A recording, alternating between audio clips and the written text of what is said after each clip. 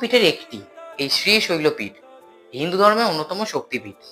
পৌরাণিক কাহিনী মতে ভগবান বিষ্ণু যখন তার সুদর্শন চক্র ছুঁড়ে দেবী সতীর দেহ খণ্ডবিখণ্ড করেন, সেই খণ্ডের একটি অংশ দেবীর গলা এখানে পতিত হয়। তাই এই স্থানটি হয়ে ওঠে এক পবিত্র শক্তিপীঠ। এখানে দেবী পূজিত হন ভূমার অম্বিকা নামে। দেবী পার্বতীর এক ভয়ঙ্কর রূপ হলেন ভূমার অম্বিকা। শোনা যায় দেবী ভ্রমরের রূপ ধারণ করে দানব বর্মাসুরকে পরাজিত করেন।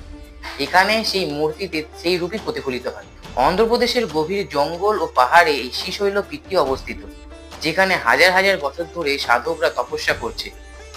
আজও লক্ষ লক্ষ ভক্তরা এইখানের বার্ষিক মল্লিকার্জুন যাত্রায় অংশ নেয়। এই পীঠের বিশেষত্ব হলো এখানে মা ও শিব বা ভৈরব একসঙ্গে পূজিত হন মল্লিকার্জুন নামে।